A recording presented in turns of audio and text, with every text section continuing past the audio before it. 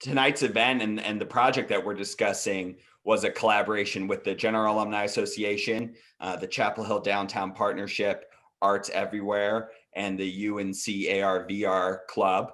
And so we have representatives from all of our organizations here tonight to talk about the project. And we'll start, I'll introduce Marilyn Payne from the Chapel Hill Downtown Partnership. And Marilyn, when we first started talking about this, we said we hope that by the time it's over, we'll get people back to downtown. And here we are, so. Yeah, Joe, the timing of this really has been incredible. Like Joe said, I'm Marilyn Payne. I'm the Director of Marketing and Communications at the Chapel Hill Downtown Partnership. If you all have attended any number of the 6 previous events in this downtown Chapel Hill Then, Now, and Always series, thank you so much for your attendance and your donation and your support of our businesses. The donation from all of the General Alumni Association members in the organization to our organization was the largest that we were receiving over the course of the entire pandemic. And so what we are is technically a business improvement district organization. We are funded in part as a nonprofit by the town of Chapel Hill and the University of North Carolina, and then also tax dollars paid, part of property taxes that go through the municipal district. Technically, downtown Chapel Hill is Franklin Street and Rosemary Street, between on the east boundary, Henderson Street, as well as that building section that has Linda's and now Bonchon. And then it goes back to True Deli, and on the west end all the way to Merritt Mill and Crooks Corner. So all the businesses that fit in that space, as you probably know by now, are a part of the Downtown Chapel Hill Partnership and have been the beneficiaries of your support throughout this. They've also been hit incredibly hard. So like Joe said, in this finale, we were hoping that this would be something to draw people to downtown once the vaccines rolled out, once the mask mandates were loosened and the social distancing requirements were removed from being so stringent. And it's thankfully timed out exactly that way. We will get into the kind of chronology of how this project came to be. We did, Crystal Wu and myself, along with Micah and the AR/VR organization, which is all students, we did a similar art walk in December, but it didn't have as meaningful a tie to the businesses as this one did. Before we get into all that though, Crystal put together an incredible video that walks you through how to use this virtual technology and see the art on this art walk, these incredible old photographs that pay homage to the tenacity of the business owners in our district. So I'm gonna go ahead and let Joe or maybe Anna play that for you guys so you can see it, and then we'll get a little further into the how.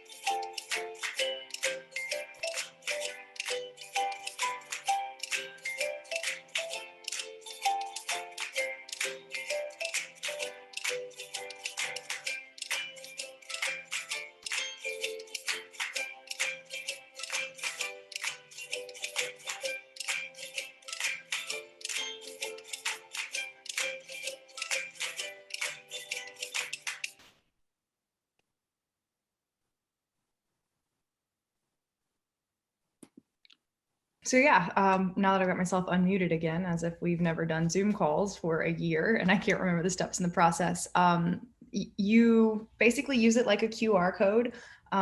Instead of scanning the digitized box, you scan the logo that is an ode to the business that, or to the landmark that is pictured on the poster, and then it'll pull up the banner at the top of your cell phone there. You click on that, it pulls up the website that asks for permission to your phone. You say yes, and then when you hover, it pulls up an old picture of exactly where you're standing, or in a couple instances, the businesses that used to be where you're standing. or businesses that had moved locations.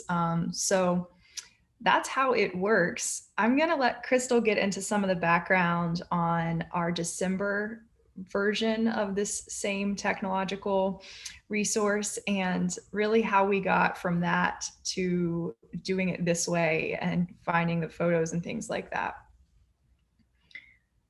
Marilyn. So hi everyone, my name is Crystal. I am from Arts Everywhere. And for those who aren't familiar with Arts Everywhere, we're a comprehensive initiative at UNC that aims to make the arts a fundamental part of university culture and daily campus life through programming and creative interruptions and live arts experiences, all that fun stuff. So to get into the history of how this project came to life, we have to rewind a little bit to the summer of the pandemic, I guess the start of the pandemic, so last summer. At the time, we had been partnering with the Downtown Partnership, Chapel Hill Community Arts and Culture, and Orange County Arts Commission, and we had pop-up spaces in downtown Franklin. So there was one next to Epilogue, and then one in the new plaza near K Chula, and I think it's where Summit Coffee is now, actually. Anyway, so we had these pop-up exhibits, and we had local artists featured in monthly exhibitions, but of course, COVID and in-person exhibits don't really mesh well together. So we wanted to figure out how we could bring an arts experience to the community in a safe way that they could experience maybe asynchronously or in their own capacity outdoors, right? So we talked about different options, but then quickly remembered that we had worked with Carolina AR/VR in the past, and they've done some fabulous work that I'll let Micah talk about in a moment. But we thought of them, and they had the technology know-how to put an AR exhibit together, and we sort of had the idea, the arts know-how, and Marilyn had the downtown business angle of it. So we all came together and put up the first ARtwalk in December, which featured artwork by local artists. That was a hit with local businesses, so we wanted to do a second iteration. And with things progressing with COVID and people starting to come back to campus and things coming to life again, so to speak, we wanted to really honor the resiliency of the downtown businesses and thought, well, how cool would it be? You see those pictures where people are standing in front of something but have an old photograph and they're looking at the business while standing there. How cool if we could do that virtually through your phone, right?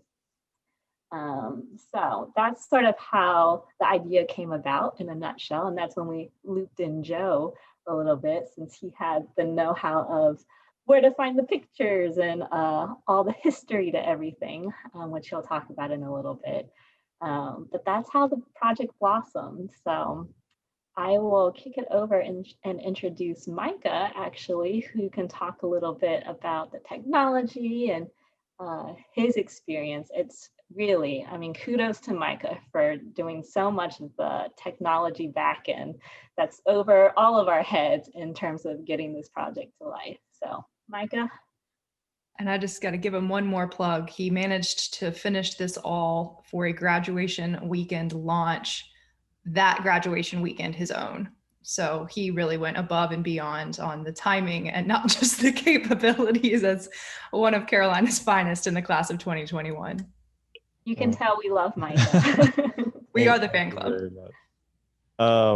Yeah, so the project started in summer of 2020. As Crystal was mentioning, it went through an earlier iteration with this art exhibit. And I got involved in the project because my summer internship got canceled because of COVID. So I had a lot of time on my hands.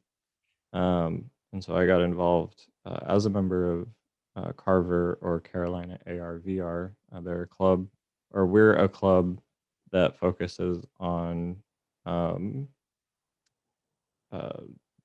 augmented reality and virtual reality development for computer science students and any other students who are interested in those topics. It's an emerging technology field right now, and there's a lot of cool stuff going on there.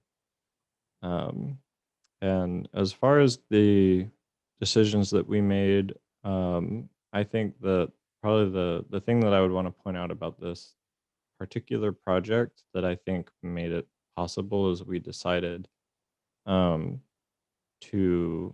develop it as a web application. And so that was kind of a new, slightly uncharted territory thing to do augmented reality in your browser rather than having to download a dedicated application from the App Store. Because we wanted it to be really quick and easy. And as you saw from the demo, it just takes either scanning a QR code or just going to the website to get the full augmented reality experience. So it was cool to work on. I'm proud of it. And yeah. Thank you, Micah. And if we were talking last week, as someone, well, it's been a while now that since I've graduated, but since I have been there myself, if you have questions for Micah, the only one you're not allowed to ask is, so what are you doing after graduation? Because we know he's gotten that plenty of dozens of times. So we'll keep it there away from that. But I was hoping, Marilyn, maybe you could touch a little bit on, besides getting people out again, how this project, how you hope it can help businesses downtown now that we're kind of in a reopening phase here. Yeah, for sure. I think that really the timing of this, we talked about the December ARtwalk that Crystal and I were working on along with Micah and his classmates and fellow club members. I imagine everybody is aware that Ye Olde Waffle Shop decided to close its doors or to not pursue reopening permanently during the month of December. If you're just not hearing about that, please don't shoot the messenger. It was the biggest loss of so many losses that our district endured during the pandemic. And so I think that the timing of that kind of stirred the conversation for this a little bit, but we wanted to be so intentional about doing things in particular as the world reopened and people were beginning to feel more antsy and eager to get back out, and it got warmer and opportunities began to arise. We didn't want to focus on a message or a conversation that would say something like, please go make sure no other businesses don't make it, because there were a lot of people's attitudes who seemed that way sometimes, just in like general personal conversation. There was certainly legitimate fear and concern among so many people in not just our town, but any state that I have any friends in. It was a global and certainly a national reality. And one of the things that we really loved about this is it helps businesses because it pays respect and it celebrates memory. And for like the Chapel Hill Restaurant Group, which does have and has had multiple restaurants on Franklin Street and certainly in other places. It tells their story. The website that we put together, Arts Everywhere, has one. We at experiencedowntownchapelhill.com have one as well. It tells the background of the businesses. It explains places that moved, or how like Blues on Franklin is a current barbecue joint, which is opened up where the old gas station used to be, that strange building with the pull-in.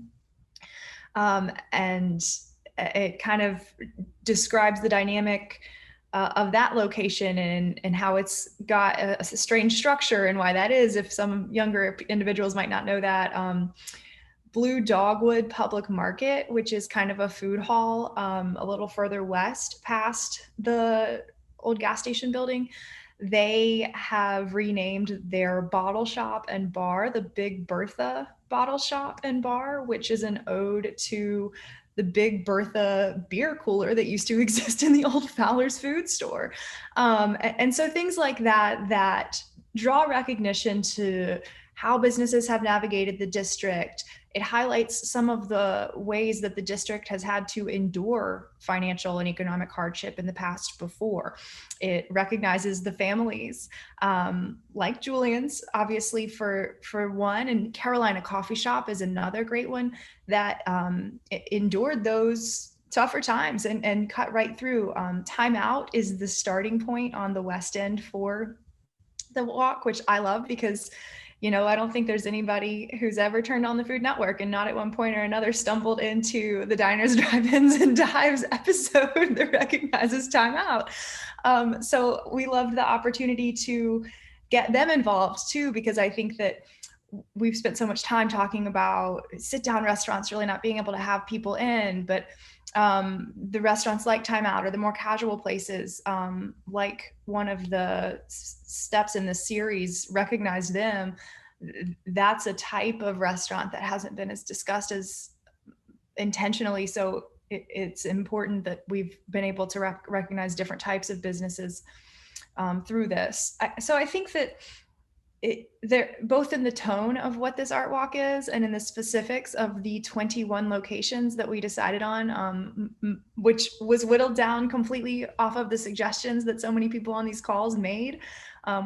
Joe put together a little spreadsheet for us, and I think we whittled it down from about 60 to 21. It was not easy. that was a fun piece of the project too. That's a very long-winded way to hopefully explain several different directions that this project we felt would be uplifting to the community, in addition to just literally putting bodies downtown during the summer, which is something that is always a struggle, but you know, we'll try anything at this point. But this is something that far exceeded let's give it a shot and turned out to be something that we're all enthusiastic about. Yeah, thank you. And I think part of it for me also was when, in my mind, when you look back on the history of Chapel Hill, and it helps you realize how many generations have loved Chapel Hill now, and we want to keep the current one and the next one and the one after that. My 2-year-old has been downtown as much as possible since the pandemic and trying to pass that on. So that was part of my hope for this as well. And actually, I think if you guys don't mind, I was hoping I might go through some of my favorites that on the thing. And first I wanted to talk about where I got a lot of this information. I found it all over the place, and largely a lot of it was also just available in the special collections in Wilson Library, especially with the pictures. But there were 3 books that I really utilized a lot for a lot of this information. The first one just came out this year, UNC A to Z. And you see the authors there, Nicholas Graham and Cecilia Moore. Nicholas Graham is the university archivist. And so he has all kinds, he's a font of knowledge and where to find it, especially. And Cecilia Moore is the university historian in a sense. So that was certainly very helpful and just something good to look at if you're like me and just love to know the stuff about everything you can about Carolina and Chapel Hill. Classic Restaurants of Chapel Hill and Orange County with Chris Holliday and Patrick Cullum. They sent me that book when they found out I was doing this. It is awesome if you've ever eaten in Chapel Hill. And the foreword by that book is actually by Greg Overbeck, who runs the Chapel Hill Restaurant Group. So places that we all know, Spanky's and Squids and 411 West and Mez and Pedro Grill. But he wrote the foreword to that book.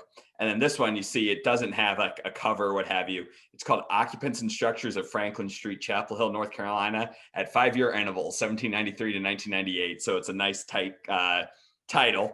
But it's available on the Internet Archive. It's available through the UNC archives and online. But it literally goes every 5 years from 1793 to 1998 and gives you a snapshot of Franklin Street of what was in what structure and then 5 years later, what was still there, what changed, different construction projects that had gone on. So it's, for someone like me, it's an excellent read. And if you're someone who graduated within that window, which is still a majority of Tar Heels, you can go back and see, oh yeah, that's what was there the year I graduated. So it's really cool. So that's where I got a lot of this information. But some of my favorites, and I forget which one I put first. Let's see. If we could go to the next slide. Yes, well, Spankies. Of course, it's hard to not do Spankies. Unfortunately, Spankies turned to Lula's for a couple of years, and unfortunately we lost them as well more recently. But it's, of course, right on the corner of Columbia and Franklin, kind of the crossroads of Chapel Hill. But some of the pictures you see here, the first one at the top left here, it was actually originally a 3-story building. And the reason it was knocked down was because it was unstable. So that's how it got started.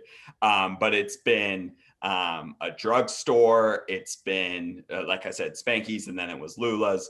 And then right next to it has also changed a couple times. But the hub, as lots of people in the original series told me, was a huge part of their experience. Of course, now it's Starbucks. But so yeah, that was just one of my favorite ones, because it's kind of one of the places you see that double building red brick and it's Chapel Hill.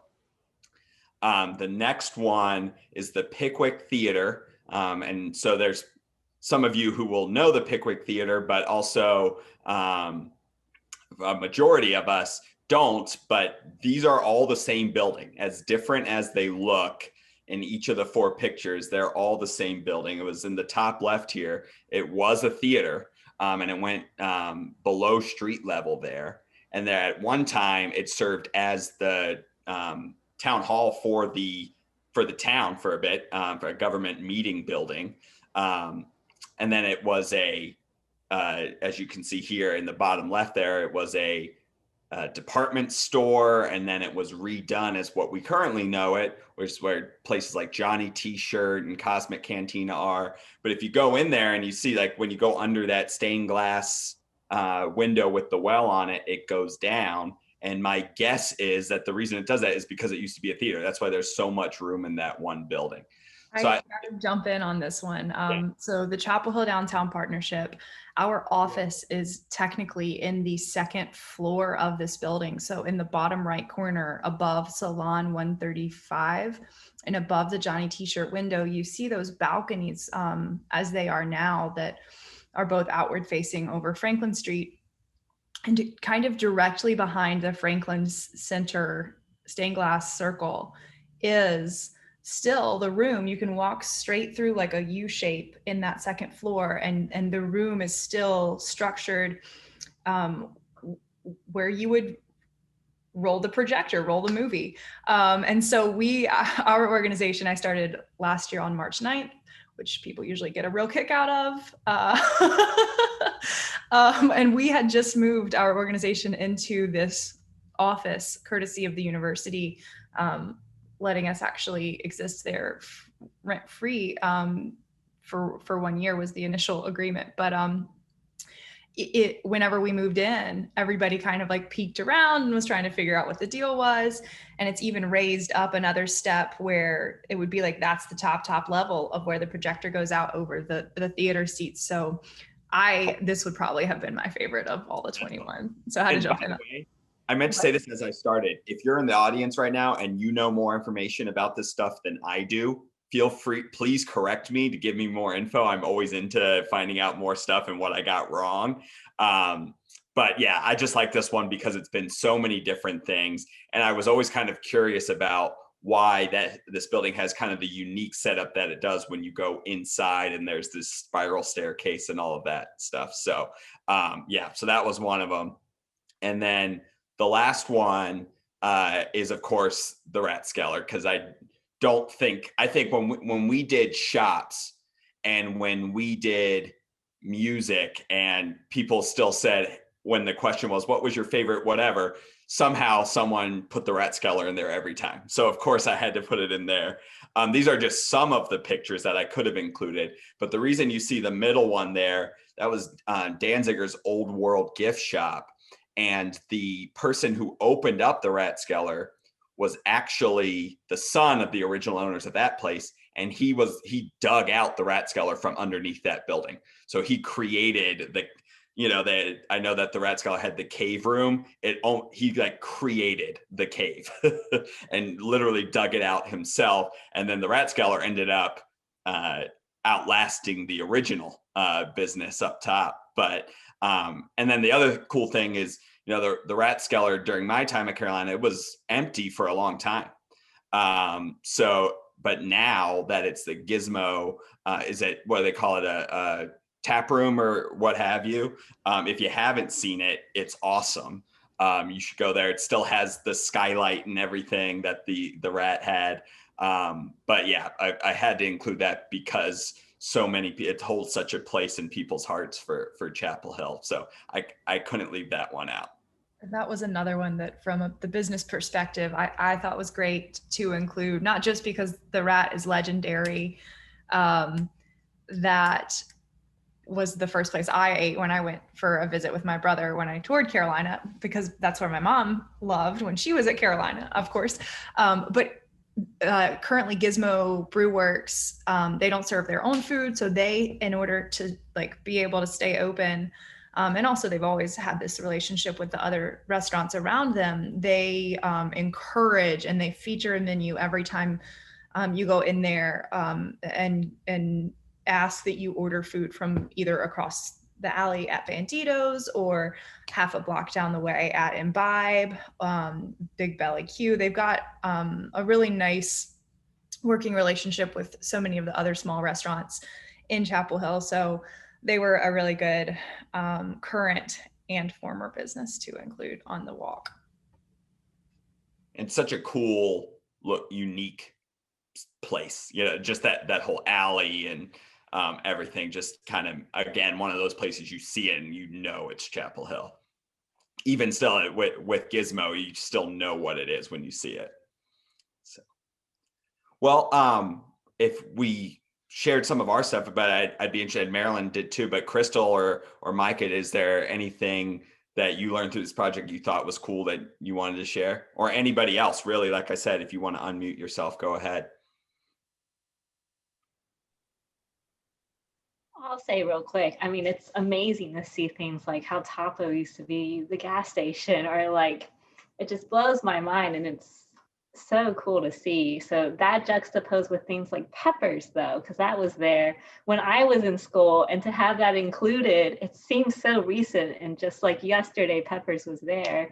How can that be old and part of this ARtwalk already, the former restaurants of Peppers? But I don't know, I was just impressed with the breadth and depth of pictures that Joe was able to pull, and it just paints this picture of Chapel Hill through time while you're standing there. It's sort of surreal to experience it in person. So that, very general, but I don't know, it's a cool experience. I gotta ask Micah, being the youngest person on the call, of all of the locations and all the volume of stuff that we gave you, what was the thing that you learned about and didn't know from this, if there was one biggest surprise? I mean, so I didn't know most of it, actually. So almost all of this was new information to me. Yeah. I also, I mean, I'm a first generation college student, so I didn't really have any family ties to UNC or anything. So I really only know Franklin and Rosemary as they were since I got here in 2018. Yeah, so it's all there was all this stuff that I was like, I never even knew to ask these questions. It just never occurred to me until this project came around, and I was like, oh yeah, I mean, it makes sense, but yeah, there's a lot of cool stuff that I just never thought about. By the way, I put 2 links in the chat. One is for that UNC A to Z book, and one is for that Classic Restaurants of Chapel Hill and Orange County book. And I did make sure to include links from Epilogue and Flyleaf so that we can support the Chapel Hill bookstores. But yeah, both awesome books if you're interested. So, but yeah, I like your point, Micah. And one thing I told Marilyn when we were working on this is when you talk with everybody, I got to talk with a lot of people that graduated a bunch of different years when I was working on this and the rest of our series. And a lot of it was everyone is convinced that Chapel Hill was perfect the day they graduated, and they didn't want it to change from then on, you know? And I'm guilty of that, absolutely. But at least that was also proof to me that even if people who graduated in the 60s and the 70s and the 80s and the 90s all think that Chapel Hill isn't as good as it was when they graduated, that's what people from the 2010s and the 2020s will also continue, which means Chapel Hill is still awesome. I think by rule, class of 2013 takes this one. Yeah, we do have 3 of us on here, so. That was another fun piece of this project, was us just being like, oh yeah, we all graduated the same year. None of us knew one another. And 7.5 years later, coming back to have this shared perspective was, I always thought that was very like funny and kind of just cute. I don't know. Well, may I speak up? Please do. Absolutely. I'm Dave Banks. I was class of 70, and I noticed that there are several class of 70, 72, 73. So class of 13, don't be so quick to claim the the providence there. I was 15 minutes late, so I missed the intro and the beginning, but I had one question. The Zoom was a restaurant right down on Franklin down from Columbia that I used to really enjoy. And of course I did enjoy others that we've mentioned. Can you tell me what you found out about that, since I may have missed it? I can't tell you too much, except that I do have pictures of it. But the deep research came in with the final 21 that we settled on. But Dave, I did put my email in the chat there. And also it's just Joe_Patrizzi at UNC, if that you can remember that. Okay. Send me an email and I'll send you pictures that I found and stuff, because it really is, it's at this point I have everything bookmarked so that I can find stuff quicker. And also I would bet you, and I'll look it up as we keep going, but I would bet you that the book that I keep talking about the Chapel Hill classic restaurants, would have something in there about it. All right, thank you. Yeah, absolutely. Yes, I saw it in the chat. I certainly learned what a big name Danziger was in Chapel Hill through this process, which I didn't know before. So that was cool. And I should say, you know, like Marilyn mentioned, there's so many more we could have done. And so if your favorite place got left out, I do apologize for that. It wasn't for lack of me wanting to put it on there, but I was cognizant of the fact that everyone that we included created more work for Micah and that we wanted to have this by graduation weekend. So that was really the only limiting factor, but I still think we got a good spread from east to west and everything on there. I was trying to see if I could quickly or easily access the original list in my email, and I didn't scroll too deeply, but couldn't find it. Linking even though to Epilogue, obviously the old bookstore was one that we had discussed, and that seemed like in the conversations, actually even with the owners of Yield in that building, that had come up on multiple occasions just throughout the course of this year, as me in the day-to-day, as I would talk with different business owners and different chronologies of Franklin Street. I think that was too one of the things that in support of this project, the conversations from March 13th on with different business owners, there were several times, especially in the summer, that we would just talk on the phone and say, hey, is there anything we can do, or what's the conversation like around you reopening or your next step in a reopen?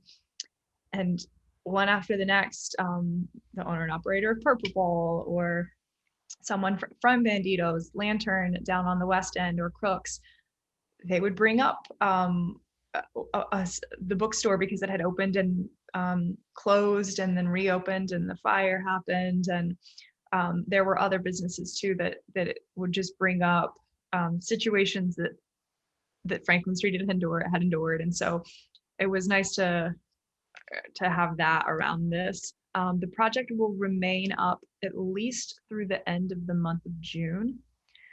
We got that question in the chat. So July 5th is the Monday after the 4th, the 4th being a Sunday this year. That right now is the date we take it down. In December, Crystal, how long did we end up extending the December Art Walk? Couple weeks or a month. I mean, there was high demand and it's easy to just have there. So who knows, we might extend it a little bit longer. All we really have to do is a click of a button and it goes off. Micah's click of a button. When Micah's available to deactivate. Yeah. Then we'll make a real decision. But yeah, if you are considering, or if you have friends who are considering just making a day trip, if you're local or coming for a weekend or a few days, and this is a piece of the appeal for you, we hope it will be, we continue to talk to people in larger places in the region so that folks can know about it, and try and connect just awareness to this. It's a great time to be able to revisit, knowing that I think we all questioned how long that would take for a while. So do you include stories about the places? Yes. Yeah. Because there, one of the stories I always found peculiar about Franklin Street was the building that the guy tried to saw a portion of it off.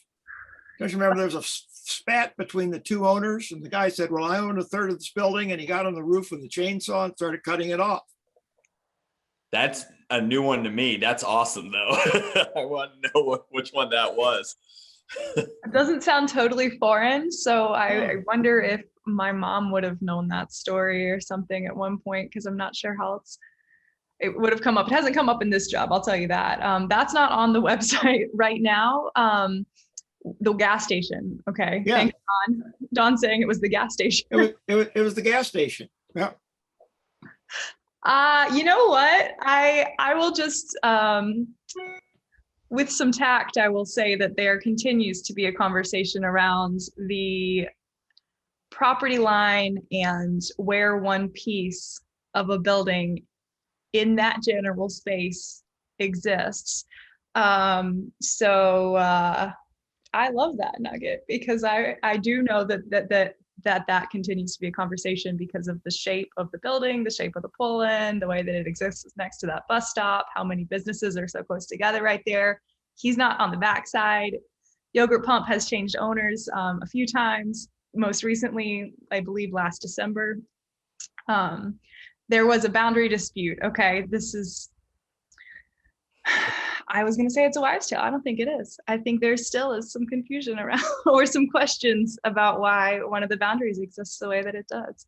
Well, and I know that the reason that the gas station and what was eventually known as the Happy Store, that's now top of the hill, stopped being a gas station was because of the traffic that it created right at the corner. So maybe gas stations were just not destined to be on Franklin Street after a certain amount of time, which I always wondered as a student. I never had a car, but I would walk around and be like, where would I get gas if I was, because all the way down the hill, down MLK, was so far away out of the bubble when you're living on campus.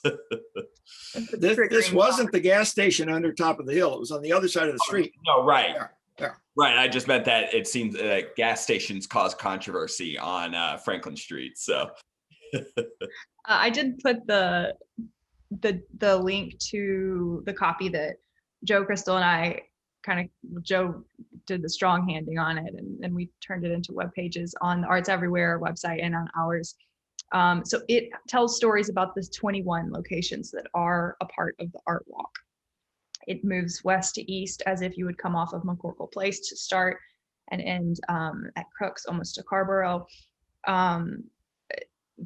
I wish that we had a place that we could have people submit their stories about the businesses that, even the ones that didn't make the cut, or those which did, but we missed a piece of the history of the location.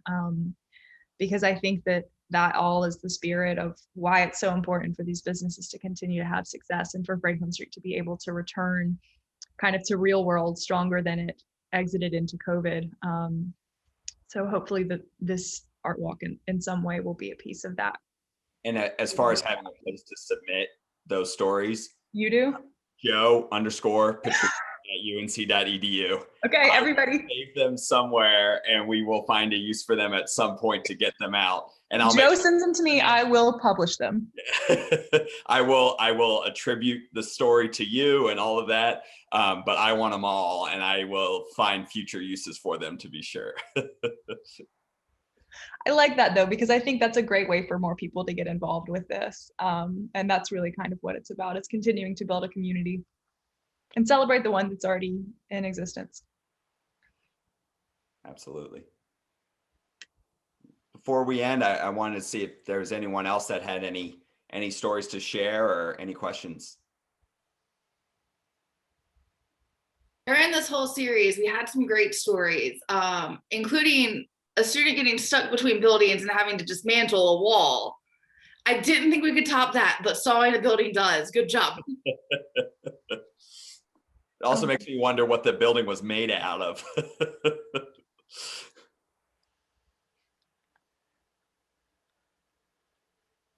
Well, great. Well, thank you, everybody. And sorry, before I wrap up, Crystal or Marilyn, Micah, is there anything else you guys wanted to add? It's been a joy, honestly, to collaborate with the Downtown Partnership in Maryland and the GAA with Joe, and then with Micah and Carver. I mean, we love these sort of synergistic partnerships, and to bring this to downtown businesses to help support them. I mean, this just check marks all the boxes for us. So for me personally, this has been truly wonderful experience, and so glad we got to do this. Yeah, I agree with that. And Robert, I saw you just put in the chat, Hector's is on the walk. So if you're able to get downtown, there's a couple old pictures of Hector's actually. But yeah, Chris, I think one of the best things about this for me is that a year of working from home meant that I didn't get to meet new people and work on campus with people that I get to usually love doing in person. So that was maybe the best part of this for me. Ditto.